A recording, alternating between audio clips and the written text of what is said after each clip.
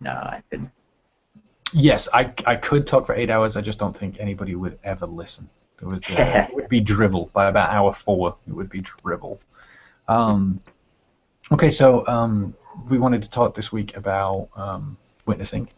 We kind of planned this a couple of weeks ago, but my work schedule's been up, so appreciate you, Chris, for kind of working around me and being able to do this. And no video today because our bandwidth's kind of low, so we're just going to do audio. Um, so so Chris, to you, what's witnessing to you? What, What is witnessing? I don't know. It's a word like I don't use very often, and I don't hear it very often. I feel like. Um, it's Yeah, it's kind of tough because I'm in a kind of a group where that's used quite a lot. So I uh have to remind myself sometimes that like mine's not the only faith tradition. There are others out there, and they're like, "What, witnessing? We have no idea." yeah, but like the images I definitely get are like people. Well, one is like a friend awkwardly talking to other friends about the gospel, um, and like kind of getting shut down. Yes, And the the other, whole "Have you made Jesus your Lord and Savior?" Right? That's witnessing, yeah, right? yeah, that's the kind of idea I get. Yeah. And like the other one is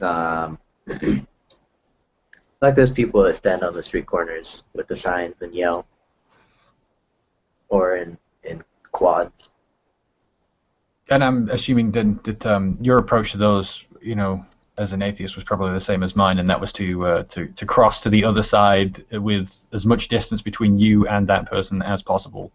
Yeah, most of the time. Sometimes like they'd be like the really really loud ones that would attract crowds, and I would just go and listen because people like in front of the library at Oregon State there were these like raised steps. So like the guy would get up on there. I don't know if you know Sean the Baptist, but he like goes on university tours and does this. And No, yeah, he would get up there and start yelling at people and have all these signs, and people would yell back at him and like get up on the steps too, and like it would actually sometimes turn into like a semi-debate, except it wasn't really. And it was more like sometimes I would watch those. did the cops ever get involved? Does it ever get that kind of heated? I don't think so. Like, it was just shouting usually. Uh, The usual kind of young cops. yeah. Well, that's how I find Jesus is expressed best. Is just shouting at random people in the street. That works. Yeah, So nice little. when you say that you'd go listen, um, was there anything that you ever heard that kind of why would you go listen? I mean, was there something about what was being said that was interesting to you? Was it just kind of like I'll go listen to this for a laugh? Like, what's your mentality there? What's your It was what? basically for the last. Like it was kind of like because it was like it's the kind of thing that you would see on r/atheism. Mm-hmm. All the things that the people there make fun of are this guy. So I go and like, oh, yes, I know those things, and then people would get up and yell back, and that's I'd be like, yeah, you tell them, like that kind of attitude. So you were kind of hoping that somebody else would kind of shout back at him. Did you ever feel like you'd want to shout back? Did you ever say anything back to him? Well, sometimes I wanted to, but I was like a timid college kid, No, timid. I know. Yeah, In your head, you've got that what you're going to say back to him, and he's going to be so stunned and like go home and cry and go, "This is all a lie. I will have to renounce my faith," and he'll never return. Like in your head, that's how that goes down. Is you shout something back, and man, exactly. Except I'm sure he's never yeah, like he's yeah, he's never heard anything new in the last I don't know how long. yeah. I was gonna say he's like by the time you get up there and do that, you're so all of the stuff that's gonna come back at you. You're so jaded to it anyway. There's nothing anybody would say to you that would change your mind. In much the same way that nothing he said would kind of challenge you. You know what I mean? Yeah. We never had I don't remember any of those kind of preachers back in England. I do remember that there used to be a lot of people handing out tracts and stuff like that.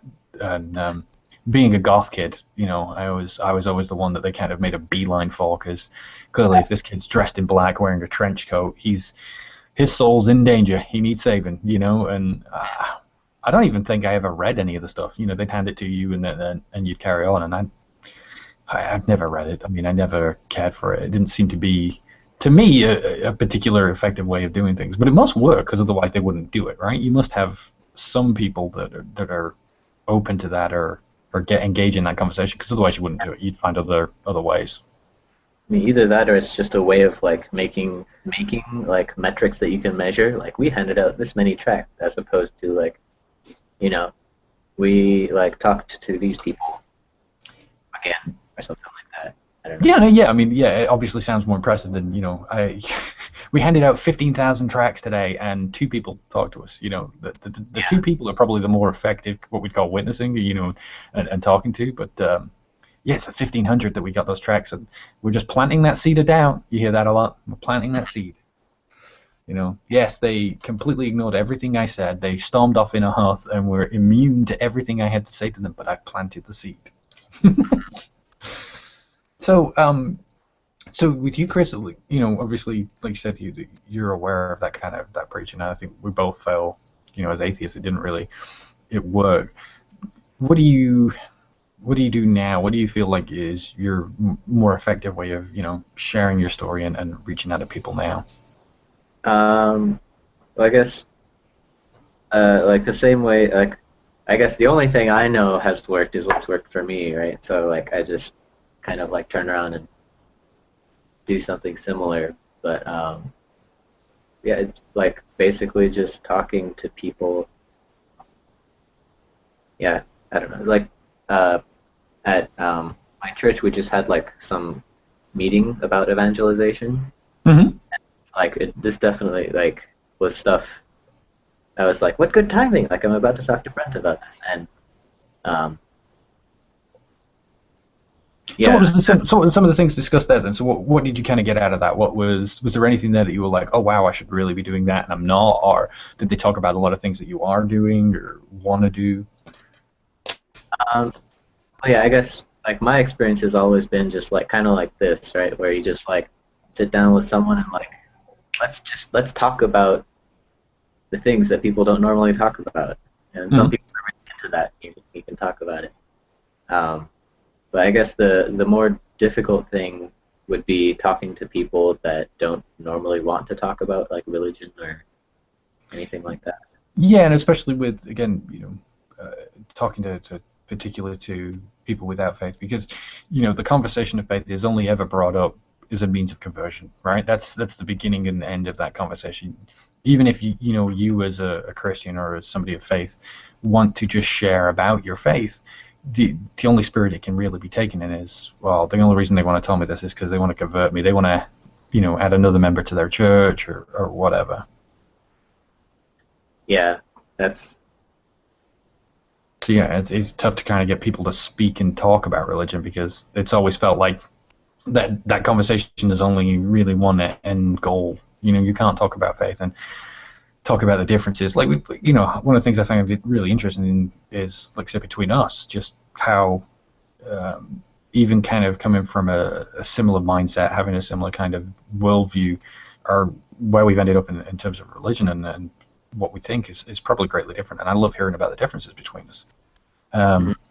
I just, and that's people who in the same faith tradition, like if you talk about somebody who's not a Christian, or maybe he's a Muslim or a Hindu or a Buddhist, or, maybe just somebody who's spiritual, who some of the, people who kind of left church but always kind of maybe are agnostic on the existence of God, but are just very spiritual. Like they have widely different experiences. And I think there's a lot of cool conversations that you can have learning about those differences. And where it gets like really, like what fires me up is when you're hearing about other people doing what we'd consider kind of church stuff and walking with Christ, but doing it in a non-Christian environment, in a non-secular environment, like the humanism stuff, the humanism organizations and stuff like that. I love hearing about that. I love hearing about people being involved in that, because to me, I kind of see the the imprint of our faith on it, even though I know they probably balk at that and say no, it's nothing to do with that. But you know what I mean? Like there's a lot of common ground there, and just kind of coming together, helping the community and that kind of stuff. And those are great conversations that you can have with people, even if they don't share your faith. But obviously, it's getting to that conversation without the, oh, you just want to talk to me so that you can walk me down Roman Road or whatever. Mm-hmm.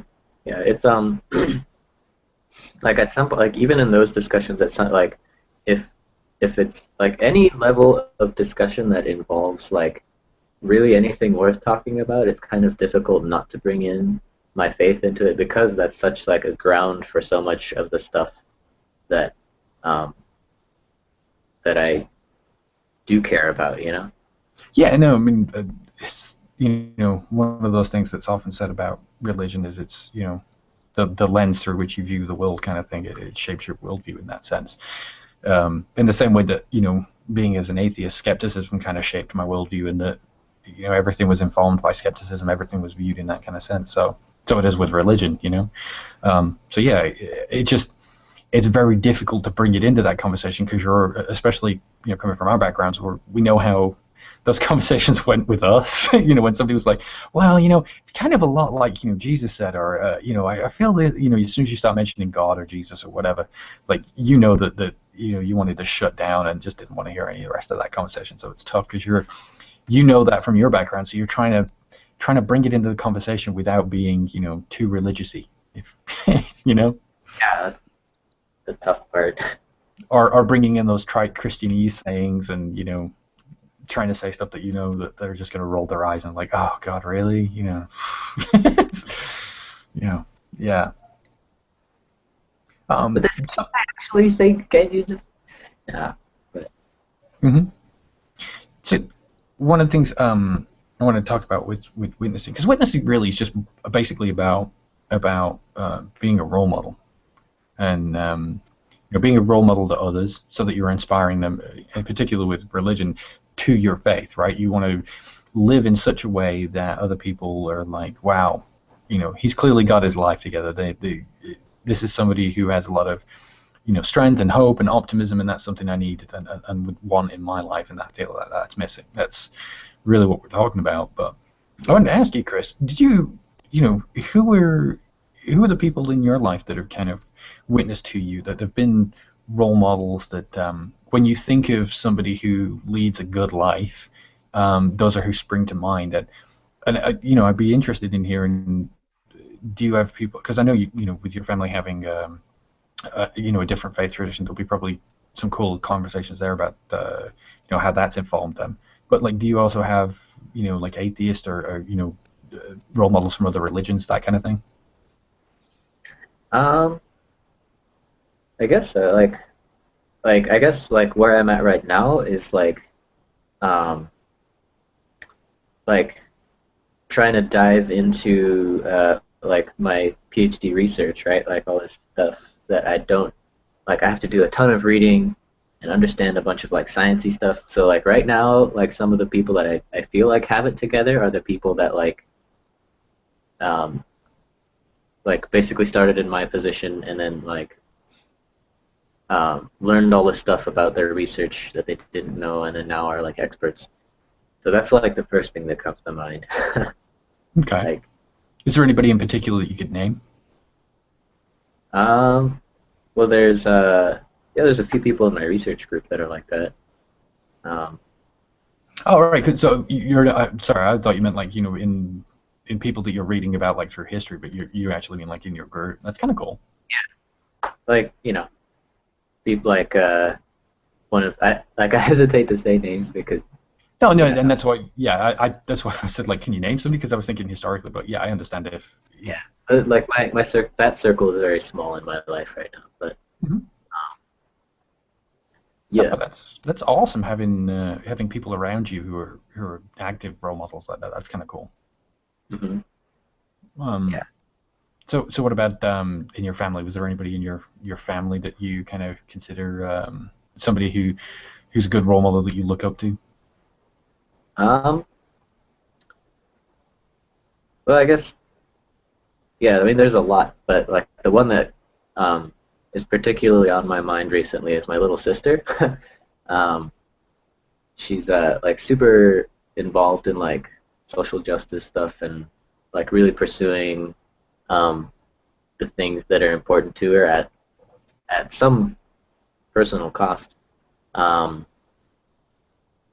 and just kind of like um, seeing someone who goes into the world um,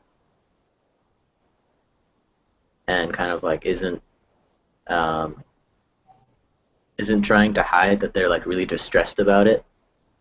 Sure, because I think that's most of us is, we're all pretty, uh, distressed about the state of the world, and we all know, there's bits that need to be fixed, and then it's like, yeah, but I got to go to work and I got to raise a kid, and Yeah, you do small little bits, you recycle, you may go donate canned food to the guys that knock on your door, kind of thing, and then you're like, yeah, I've done my part.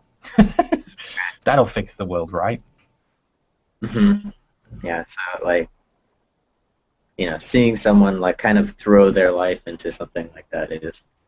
No, absolutely. We have a member of our church, and he has basically, his whole, like 6 months out of the year, he's traveling. He's doing missionary work to Honduras, Kenya, that kind of thing, and going out there and just building orphanages from the ground up. And it's crazy. Like, it's one of those things you look at it and you're like, wow, it's crazy. It's awesome that somebody's doing that. Like, wow, imagine turning your life upside down and doing that. But like, the guy did it. It's not like a pipe dream. It's not something for, that because I think we look at people like that and we're like, oh wow, I wish I had that kind of strength and I could do that. And the thing is, if you put your heart to it, if like that was the really driving and pressing in you to the extent that you think it is, you'd be out there doing it, like your sister. You know what I mean? It's Yeah. something that's really, she probably feels more stressed sitting around the house not doing this stuff. So that's what's led her to do that. And the reality is, for most of us, we care about social justice issues and we want to make a change, but we don't ever follow through. hmm So yeah, that's like actually triggering some changes in the way like I structure my time and things. Yeah, Um, which I think is good. cool. So is she on you to kind of join in her in the fight? Has she kind of got you involved in some things? Not really. She's like she'll just like tell me about what's going on, and I'll be like and then um, yeah, just kind of like reading up on it for myself is kind of like pushing me forward, really. Awesome. That's kind of cool. Yeah, I guess yeah. So it's not like her like pushing me to do something. It's like her like She's inspiring you rather yeah, than dictating or ordering you or trying to drag you along with her. But that's kind of cool. telling me what's up and then letting me make decisions. Sure. Is there anybody at your church that you kind of think of, and with regard to your faith, maybe that you think of as somebody that, like, I wish I had my faith kind of together and with it in that kind of level. Um, yeah, actually, several people, but um, all in different ways, I guess. Okay. Um, cause yeah, cause I'm like kind of like in between like denominations at the moment, which is kind of weird. Um, Yeah, it's not and kind of weird. I think it's there's a whole sea of it out there, and I think the hardest part is learning what the different denominations are. And then when you get inside the denominations, you realize that, not all Baptists are the same, not all Lutherans are the same, not all Orthodox. There's differences in there. There's different shades. Like, one of the things I thought was kind of funny was, my wife was Catholic, and she went to a Catholic church out in Baton Rouge by LSU, right? So she comes over to England and she's like, "Oh, I want to go to a Catholic church." So I take her to a Catholic church, and I take her to this, big, not Manchester Cathedral, but it's a big church. I just can't remember the name of it, but it's a big Catholic church. It's got the whole, huge roof, stained glass windows. It's all like when you imagine an old kind of European church. That's what it looks like. The mass was completely in Latin. They had their backs to the crowd, and she's like looking at me horrified, like, what's this? And I'm like, well, this is a Catholic service, isn't it? I mean, like, and she's like, no, no, no, no. Like, her Catholic service is a lot more like like American services. A lot of churches are in newer renovated buildings. This one, I think, was either close to or attached to LSU, so it was kind of a nice building. Their service was in English. It was very kind of they'll probably hate me for saying this, but it was very trendy, very hip, very modern kind of feeling, rather than that, which was very traditional and very old. And so even within like that denomination, there's this hugely different experience of going to church and worship and having a church service. So yeah, it can be a mess, especially like you're saying when you're between denominations and you're like, well, I'm not sure. Like, I like aspects of this denomination and I like aspects of that. Maybe if I can find, a denomination that's kind of like a merge of the two, or a church services like that, it can be tough. Yeah. But I So think there's though, yeah. yeah. So I mean, so I'd imagine there's people who maybe so it's like with me, a lot of the people that I look to as role models are the ones that are prayer warriors. I struggle with prayer because I think again it's coming from that more rational and logical side. The idea of going sitting in a closet and pouring out your heart to God is still feels a lot like talking to yourself to me. Not because I don't feel it, but it just you know it's hard for me to kind of devote that time. It's hard for me to kind of find that time in my day. It's hard for me to sit and do that and to be completely undistracted and take that time Yeah. to really get deep in prayer. So I mean, the people that do that, and the ones that can, as they say, get a prayer through, eventually have prayers go through, and miracles seem to happen, and things prayers get answered. Those are the people that I'm really looking to as kind of where to kind of grow my faith in the next. Hmm. Yeah. That is something like I do wish like I did better. Like not getting distracted during prayer would be great.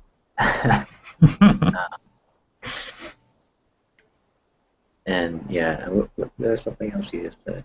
Oh yeah, um, being able to like put together like not what do you call them, like public prayer, or like when someone prays for other people, and Yes. or like let's pray for the food. Like I always like, no, not me, because I just can't. Yeah, that was tough when I was kind of starting to go to those small groups, when I was first kind of I wouldn't say like first starting to believe, but when I was kind of like reevaluating Christianity. I'm still still an atheist, but I'm going to this small group and I'm starting to kind of question what I know about Christianity. And they're going around the room asking people to pray. Like, oh, can you open us up in prayer? Can you do this? And I'm like sat there every week going, not me, please, not me, please don't pick me.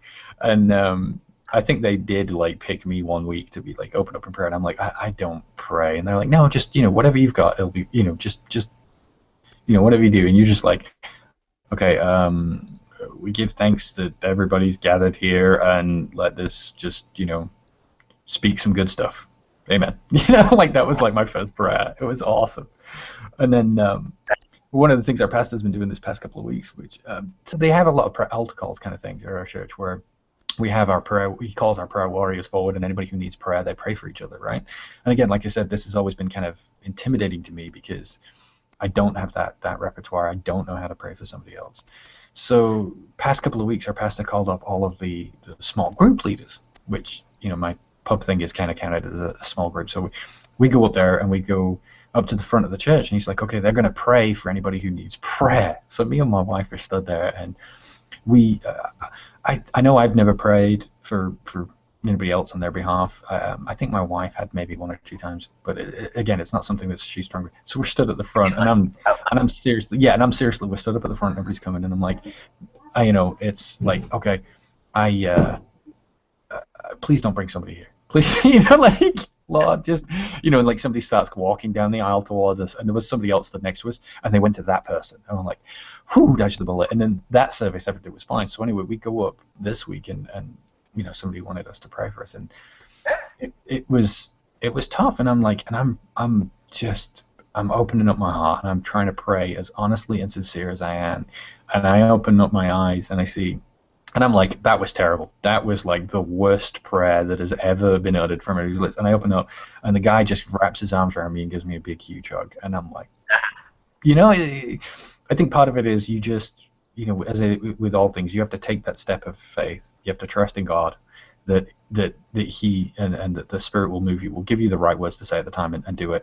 But if you don't do it, you're never going to get better at it. And yes, your first prayer may be absolute drivel, but it's about approaching God with that sincere heart. It's not really about the words.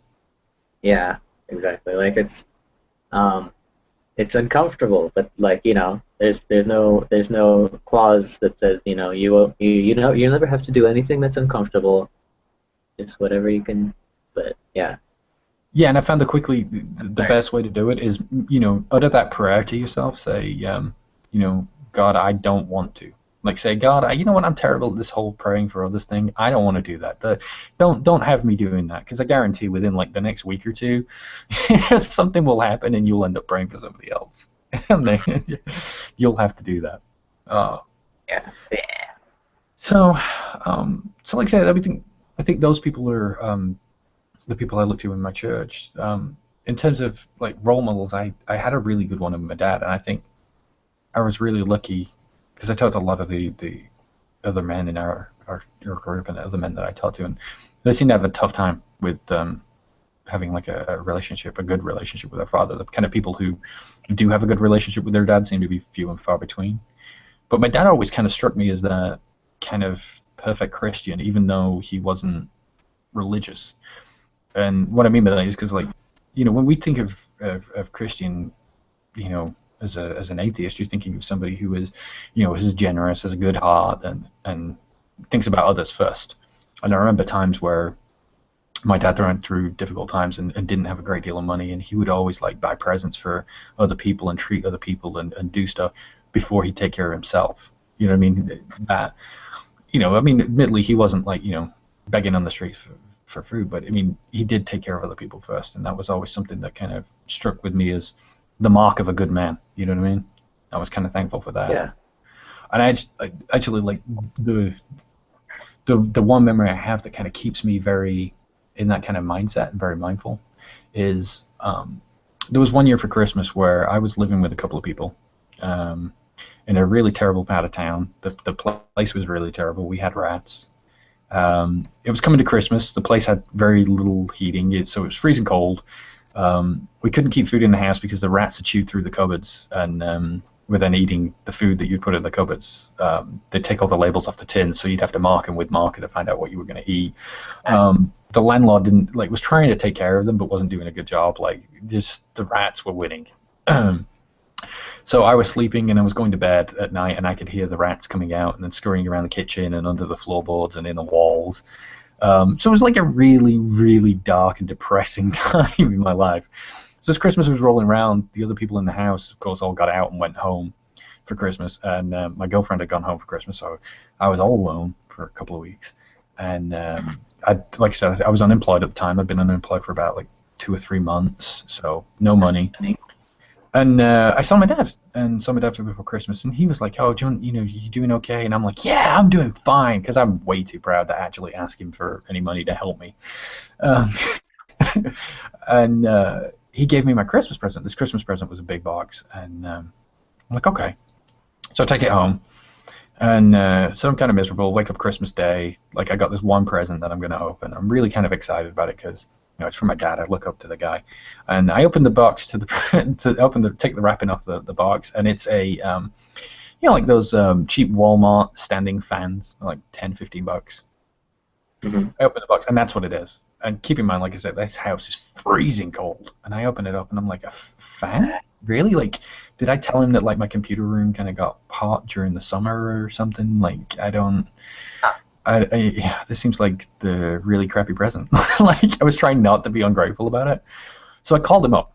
I was like, you know what, just call him up and let's talk to him. And, it'll be nice to just kind of talk to him. It'll cheer you up on the phone kind of thing. And just fight through it. Let's be grateful for this present. So I call him up and I'm like, yeah, just calling you Happy Christmas. He's like, yeah, okay. You like the present? I'm like, yeah, love the present. Thanks, man. It was really appreciated. He's like, oh, cool. How's the bottle of wine? Bottle of what now?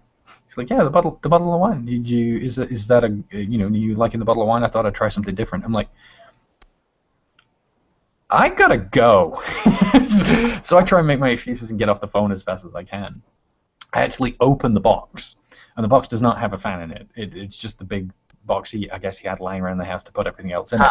Inside it is a bottle of wine, some of my favorite pasta, some pasta sauce, a bunch of other food, enough food for like about 3 or 4 days of really good stuff.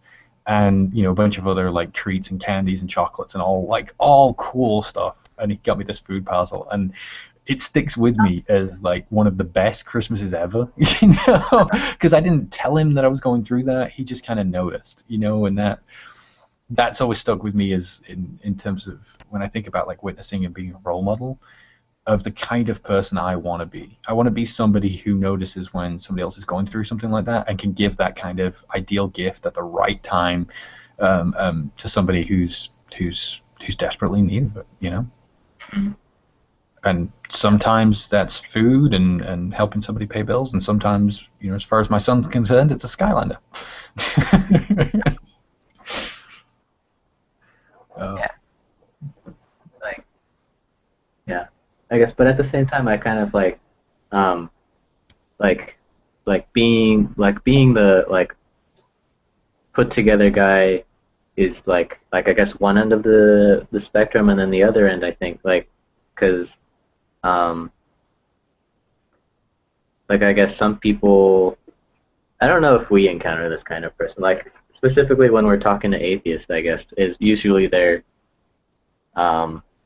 atheists are usually not on, they're not struggling all that much most of the time. Maybe I'm generalizing, but No, I don't think they are. And I'd definitely say me as an atheist. If you'd have come to me as an atheist and said, "Oh, you need religion because of X, Y, and Z," I would have told you were nonsense. I didn't really have any need for it. I felt pretty good about my life. I have through my life battled with depression, not to the point that I've needed medication, because I've always been kind of reluctant to go on medication. I've seen what it did to other people. But you know what I mean? I didn't. It wasn't crippling. It wasn't destroying my job and my life. It wasn't something that I woke up with this great sense of nihilism. There is no God. There is no nothing. Why do anything? You're right. I mean, I managed through life to be a pretty okay guy. I felt. I didn't murder people, which was pretty good. I didn't murder people. I wasn't an asshole. So yeah, I think you're right. I don't think non-religious people are struggling. I mean, I would say I'd see a lot more turmoil from religious people, honestly. mm-hmm. I don't feel like an atheist, or the majority of atheists, maybe there are some out there. I mean, I do hear about some people who struggle to believe, but I don't think the majority of them are, certainly not me, lying in bed at night, kind of struggling with their beliefs, like, oh my God, there's nothing. Oh, no, you're comfortable with it, you've accepted it, you move on. But at the same time, there are a lot of people who are religious who, bad stuff happens. Bad stuff happens to people they love. Bad stuff happens to them.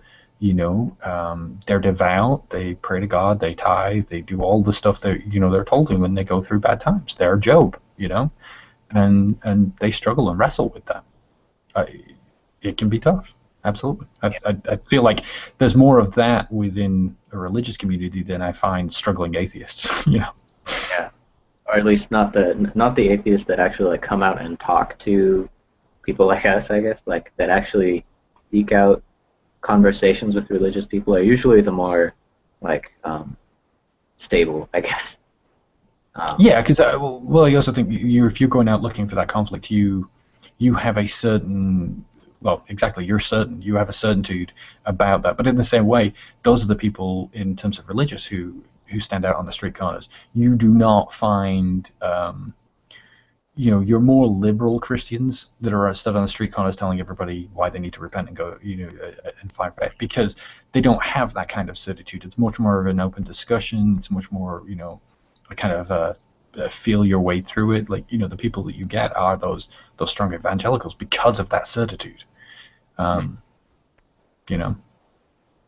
I guess what I'm getting at is that if I've heard stories of people who didn't feel like they could become Christian because all the Christians they know were really well put together and all that.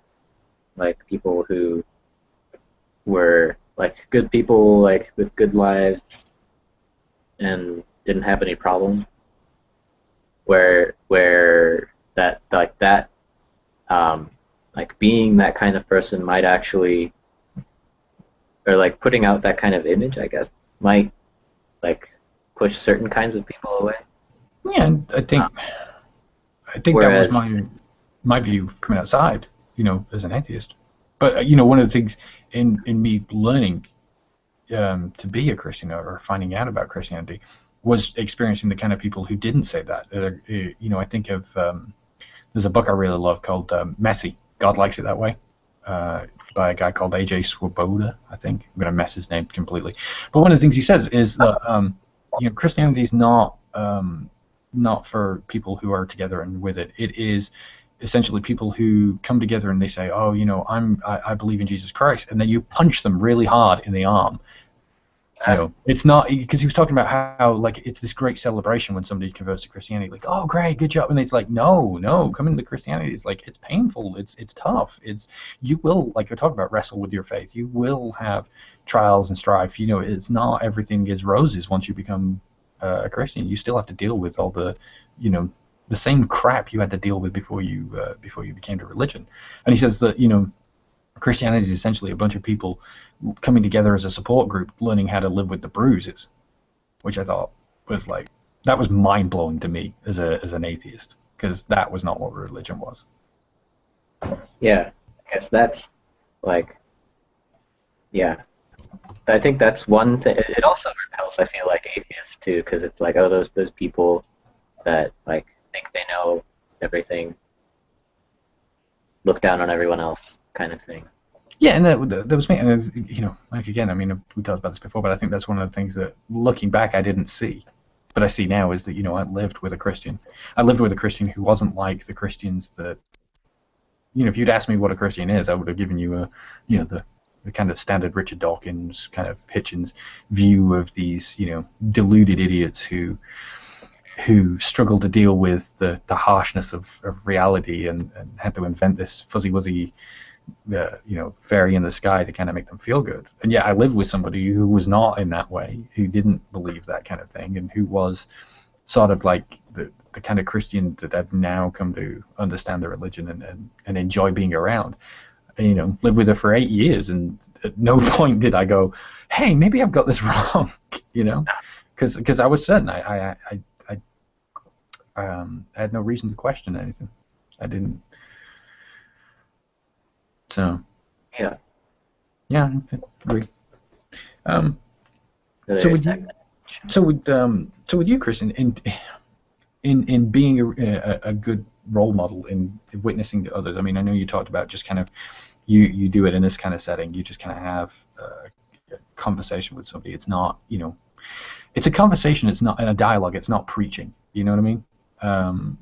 But what would you say is the most important aspect of your life that others need to see visibly that you do as a Christian? Is it that you're praying for others? Is it being able to quote scripture? Is it having the right things to say? Is it giving people advice? Is it being a shoulder to lean on? Like, what to you, if you had to pick one aspect of your life as being the most important in terms of witnessing to others, what would you say you focus on? I have no idea. And that's fine too, like, because we're struggling through this. We're figuring it out, and then we're both kind of fairly new. We are not veterans with decades of faith under our belt. Like I guess like one of the most important things I feel like is, well, in witnessing, like, you have to build like a meaningful relationship, like kind of either in parallel or beforehand, right? So I guess like listening is like something I'm realizing that like maybe like it's not something that I'm good at, but it's something that I kind of default to, Mm-hmm. as opposed to talking. So like I guess listening, like I guess yeah, like in the context of witnessing, I think listening is something that I try to do more, like I try to focus on more than other things. Sure, and I think you're right about building a genuine relationship. I think that's where a lot of the times Christians tend to fail, especially with non-believers, because they seem to have this idea. One of the things I thought was interesting when I was talking I was asked to kind of speak on atheism and what atheists are like to a group of Christians, and one of them was like, isn't it true that atheists just already know God? They're just in denial. And you're like, no, you really can't. It's not like you're looking at a colored piece of paper that's red and going, it's green, it's green. It's like you have no context of paper. You have no idea of color. You are completely blind. And I say completely blind. I don't mean that in a like you're ignoring anything. It's just you have no experience of it, so you have no words for it. And I think, like you said, listening and building that relationship, you can show somebody those kind of experiences in your life. Whereas if it's just, hey, I'm gonna talk and I'm gonna preach at you, the only authority you have really is Bible scripture, and that has no meaning. Mm-hmm. Pointing them to the book and saying, well, this book says, and blah, blah, blah, and you're wrong. Okay. Turning around and saying, look, I struggled with depression. I was a meth addict. I was, this. And coming to religion helped change my life around and turn this around. Like, you can argue whether religion's real in that sense, right? You can say, well, look, but at the end of the day, if it's having that kind of an impact on somebody's life, then, that you can't discount. You can't discount that somebody comes to faith and then changes their life around that. Could there have been other approaches? Could they have gone through different support groups and got similar results or stuff? Maybe. But it becomes a very powerful testimony of the power of religion and of faith that is not as easy to discount as if, say, you sit down with somebody and you take it from an intellectual kind of rational view of, okay, well, let's discuss the philosophical reasons. Let's deal with the problem of evil. Let's go through fine tuning and all. Like, okay, fine, but you're not going to get anywhere with that, I don't think. Yeah. Well, I guess. Yeah, it depends on because I came through that second route where it was just like brute force, like, are you sure you're thinking this through? And it turns out no, I wasn't. And it would be I think it would be fairly easy for me as an atheist to dismiss testimonies as, like you were saying, he could have just as easily done that through a Buddhist group or a humanist group. I think that's really funny. I think that's how completely different. Like, I'm saying, no, this one works, and you're like, no, I was completely different kind of thing. That's interesting. Yeah, and that's kind of what I'm realizing. It's like that video you posted yesterday on the subreddit of the one about Science Mike McHarg. Yeah. Yeah, I think. And kind of listening to the different testimonies and seeing there's a lot of different ways in. Yeah, I thought his was really interesting because his testimony is very much an emotional one. Mm-hmm. And I think for people who are atheist and tend to approach questions of faith from a very logical and rational perspective, I think that's not a kind of testimony I'd heard before. Somebody breaking down, taking communion. Mm-hmm. That seems really wishy-washy and you know what I mean? That's one of those things I talk about where I was saying you're kind of blind to it. You don't have that kind of language or being able to express it. You can talk and say that Christianese stuff of the presence of God and all this kind of stuff, but it's very different to kind of live it and be there in the moment. And I thought his was really good because you have a guy here who is a very smart, very science-minded, very rational, very logical person who sits down and openly says, look, this is brain chemistry that's going on here, and there's science and facts behind that brain chemistry, and I know all this, and yeah, I'm still walking in that way. I thought that was intensely powerful. Yeah. Yeah. That's so I think that's interesting that that you kind of came through the logical argument kind of route, and doing it, because there's definitely aspects of that to my story in terms of questioning the kind of philosophy and the worldview that I had, but ultimately what that only kind of set me on the journey. What converted me was the emotional experience, and there was another testimony I really like, and I can't remember the guy's name now.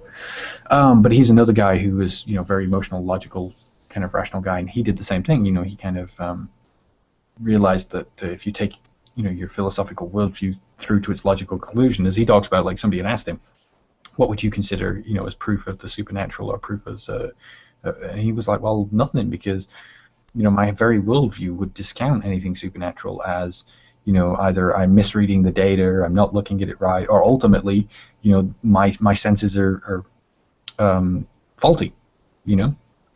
There is nothing that would get me to accept the supernatural, and then that kind of caused him to realize that his philosophy and logical thinking wasn't as intact as he'd like to believe, and that sent him on a journey. So, yeah, it's interesting. It's interesting, like you say, how there's all these different kind of approaches in. Yeah.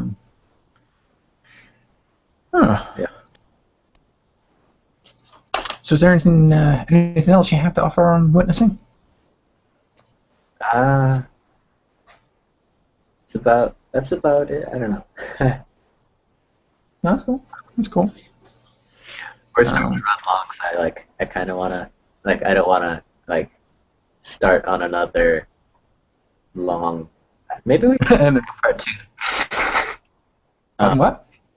We could do a part 2 or something. That's just a suggestion, but because there's a few people I didn't talk about. Well, you can go. I mean, I'm good. We can extend time if you want to talk about it. Go for it. Well, I guess the people at the people that witnessed to me were the ones that I didn't really bring up much today. Well, then bring it up. I mean, if you've got the time, to stick around for a little while and talk some more, I'm good. So maybe, but yeah. So they're the Socratic. They're called the Socratic Club at Oregon State. Mm-hmm. And so they would put on debates, and that was good. But there was also a book club they would do that was super much more intimate, and it was the important thing there was that they weren't telling me things.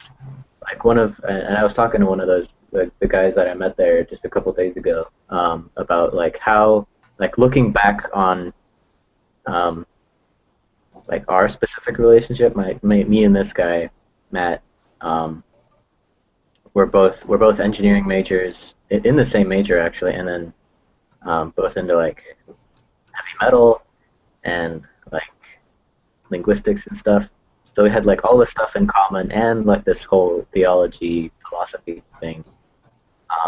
So we'd hang out together a lot, and so we developed a relationship.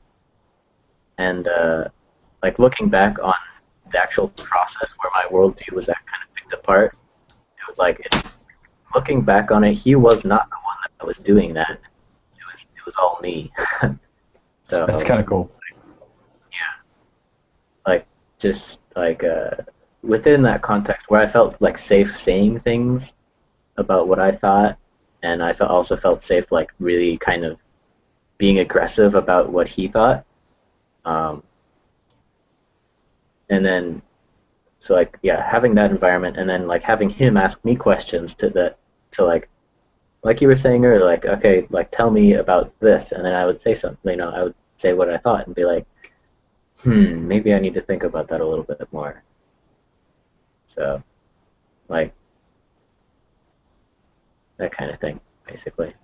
Yeah, and I think that's the way to do it. I think because if you directly challenge somebody, I think, especially in that mindset, you have all those Google, answers memorized, and you'll just recite one of those. Whereas actually having you kind of come to it on your own conclusion, look at it, and really kind of test and analyze what you believe, you get much further down that road. And you feel good about it. Because the other thing is you feel more enlightened because of it, because it's knowledge that you have gained, that you have discovered for yourself, and that you have looked at. you feel better for it.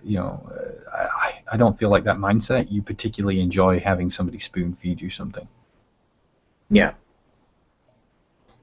So Yeah, so it was definitely my own thing and not something like forced on me or felt like I was kind of following someone, but was your view beforehand as an atheist that that was kind of how religion was done, that it was something that was cultural, that kind of parents just kind of ingrained their children with it, or that other people were just kind of badgered into submission into religion, or not? Because obviously you got a kind of different view with your family. yeah, basic like I would basic like a new atheist Dawkins Harris perspective where it's basically just indoctrination based geography, culture, and being told what's what as a kid. So did you have did you have that reluctance when you're coming to be a Christian, where you're like, am I just getting indoctrinated? Am I drinking the Kool-Aid?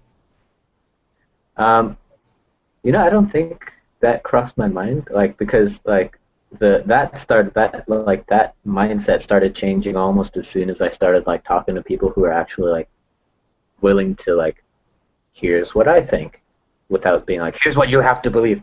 So and like to meeting people who had like really thought through what they believed um, was like my first sight of like oh well okay so like maybe you're not stupid but you're still like kind of indoctrinated and then like I guess yeah having that flipped over on me like are you sure maybe you're not just like unquestioningly swallowing certain things was the kind of like first domino I guess. Oh, do you remember what was there anything in particular that was kind of brought up and you were like, oh, I haven't really thought that through? Was there, or is it just more generally? um, well I remember like having to like really think after reading something like C.S. Lewis's Abolition of Man, Uh huh. you know, is about like, well, okay, what do you base your idea of what's right and what's wrong on, and can you really defend that? Um, and that was like the first thing that got me thinking, like, okay, so like, why do I believe these things? So yeah, that actually kind of set me off on a path towards um, like, well, because evolution, and then that kind of became unsatisfying and kind of yeah. So yeah, that's Well, that's cool. And is that's a book that was introduced you through that group? yeah. It was because it's like 70 pages, so I think we read it in that group or something. Yeah, like I read it with those people, and like because it's really hard to read on your own because it's like super dense. So like reading it and then discussing it with like Matt and other people, and being like, okay, so like, and I'd be like, well, what does he mean here? Like I don't think he's right. And they'd be like, well, okay, so like, da da da da da. What do you think? And I'd be like, well, let me think about that. Right? Cool. Well, that actually may be a book I might pick up then for the pub group. We might start going through that. That sounds like that might be fun. Yeah, it's dense stuff though. Sure, but I mean, you can take a couple of pages or a chapter or whatever, and just kind of talk over the themes. So yeah, and if it's dense, that's great, because you get a lot of conversation out of that, and a lot of differing viewpoints as well. Yeah, and it kind of like couples well with Brave New World Mm-hmm. because they use almost the same vocabulary to describe things. Um, yeah, those were read about the same time for me. Cool. So now, do you have a bunch of copies in your library, and you just go around handing them out on the street? Yeah, instead of tracts, I just hand them out. Yeah. No. Handing out like Kindles preloaded with a bunch of C.S. Lewis. Oh man, that's kind of cool. That's kind of cool. Yep. So, yeah, that's basically the bulk of it. but no, that's kind of cool, and that's a group that you're still involved with and still going to. Well, that's in Oregon, so Oh, sorry, man. No.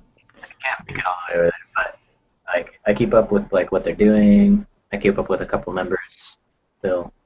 Cool. I visit them. You need to find a place that you can rent or meet up in and start going through and set up your own group. Yeah, I know. See, because you already know the good books to read, you got the discussion down, you just need to find the people. Yeah, no. We're that simple.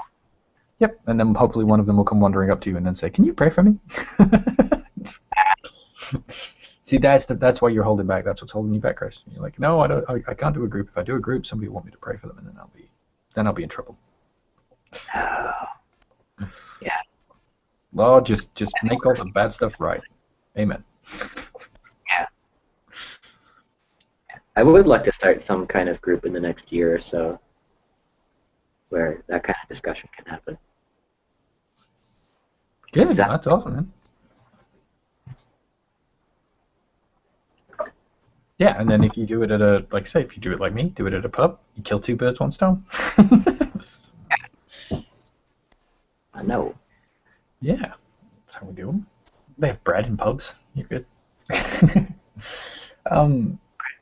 So let's think. What else? So who are the? Do you have any Christian role models then? Do you have any? Either through history of the church fathers or kind of currently, any theologians, that kind of things, or is there somebody that you kind of look to there? Yeah, like they're kind of all over the place. Because like there's different aspects that I feel like each person embodies, and I try to like pull it all together. And I'm still like I'm reading. I want to start reading like the lives of like early church fathers and saints and people. Mm-hmm. Because I feel like there's a lot there too. There is, and I bought. I don't know if I talked about this before. That Kindle book that's kind of all of them. I think the actual book itself, like all the bits and pieces, are free on a website, and I just can't remember the link. But it's got all the early church fathers' work and stuff. And yeah, I got that one. Yeah. You can't open it on the Kindle for Windows 8. I have to read it on my phone. Oh, I'm sorry. Yeah. Well, I have an actual like the e-reader Kindle, and it looks fine on there. So, but yeah, I mean, like again, you're going through some of that stuff, and it's tough. And I think the other thing as well is a lot of those translations are older translations, and so the English, even reading the English now is kind of tough. I know that I think it was Augustine. I got like two different translations of Augustine, an older one and a more modern one, and the modern one is certainly not as poetic and beautiful, but it is a darn sight easier to read. Yeah. I think yeah, and I think you lose some of that. I think it's just there's so much of it. There's so much work. There's so much of their discussion and stuff going on, and I think it's really cool to see them kind of struggling with the same kind of things that hundreds and centuries later that you're still kind of wrestling with and dealing with. I think that's kind of cool. That was one of the books I found that kind of led me into finally accepting that I might be a C word. I may be a Christian. Was that I found a book by a guy from the 1880s, a Unitarian pastor who came from England, settled in New England, and was doing stuff there. And he kind of talked about the liberal Christian ministry and what that means. And just talking about having a faith that is rational, that is informed by science, that is, focused not so much on the details and the legalism, but in terms of the action and the goals and being uplifting to humanity and all of humanity and all this kind of stuff. And like reading through that, I was like, well, this is what I am, and this is kind of what's holding me back from saying I'm actually a Christian. But if these guys were around uh, 100 odd years ago, then I guess I am a Christian. Nuts. you know. But it's finding that you're not alone. Not just in sense of getting through life alone, but having those same kind of thoughts. I think that's again one of the things you kind of realize when you start to look into your beliefs is a lot of the stuff that you think is really smart and informed and new and modern is stuff that has been discussed and talked about for 2,000 years. Huh. Yeah. So what else? Trying to think. So is there anybody? I don't want to talk about names or stuff like that, but is there anybody in your life right now that you feel like you're kind of focusing on and witnessing to, and trying to be a good role model for, and kind of trying to help either with their faith or kind of come to faith, that kind of thing? Yeah, several people, I think, but like, it's kind of the thing um, when you are an atheist and you kind of surround yourself with atheists, and then like suddenly you're not, and you're still in the middle of all these atheists. So like, there's no shortage. Oh, and okay. So in terms of those people that you are then kind of witnessing to, do you find yourself, um, you know, either being more honest and more open to them to kind of show and expose yourself and be more vulnerable to them? Do you kind of see yourself being like, oh, I've got to be on my best behavior around them? What's your approach? Um, I don't really have a cohesive approach right now, but like, yeah, definitely, like, like they're all people that like I already know and am on good terms with, and it's basically like, Have any of them kind of so far said to you about that they've noticed a change in you or that you are different? um, I don't know, because oh, yeah, they're all like very like they are relationships after all, so like a lot of stuff is happening. But like Sure, at one the of my same friends, time. Hmm. yeah, has said that like I'm getting like hearing me being more assertive about certain things, which I guess is a change. That's kind of cool. Do you feel that yourself? Do you feel that you are more assertive, more confident? Uh, maybe. Do you feel that you're more confident? I'm Sorry, not that was kind of sure. funny. Yeah, I'm Yeah. not sure. But yeah, but definitely like opening up to him more because I used to be more timid, and now like we're talking about um more like, yeah, what's like deeper things. No, That's yeah. I mean, it's one of the things with me is I noticed that you're more you're more open to share stuff going on in your life because you see it as a means of ministry. Of I talk about how I see Christianity or at least religion as being this process by which you go to other people and kind of open up your box and show all the crap and pain and stuff that's going on in your life to other people. And it's not kind of like bragging in terms of, oh, I have it so bad, but like, oh, this is what's going on, in a kind of attempt to be real and human and vulnerable around somebody. And so I certainly find myself doing that a lot more to like completely random people. And in return, you get them doing the same, and it's pretty powerful when that happens. yeah, yeah. Because That's the thing I do want to like work on more. I think I'm much more of a clamshell when it comes to stuff like that. Um, well, yeah, but well, that I I think understand because that used to be me. I was an extrovert, but I was very closed off. mhm. And now, like, yeah, now I'll just share with random people. I'm like, yeah, no, here's all the stuff that went on in my life. And I don't feel like I have a particularly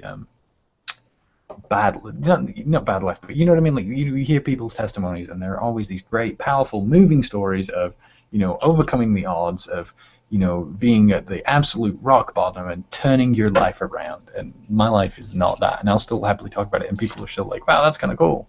I'm like, okay. Yeah. Yeah. Cool. I think that's about all I had, unless there was anything else you wanted to talk about, my friend. Yeah. Well, actually, let's go on for another. No, I'm just kidding. Yeah, no, that's fine. Yeah, let's go for another hour. Let's make it. Look, it said 8 hours. We can do it. Come on. No, we'll Okay. do that one day. We will schedule that one day, and we will totally do like a telethon, phone in, donate money to make us stop. Oh, we're going the 8 hours. We'll do something like that. We're building the world. So. Okay. Yay. Awesome, man.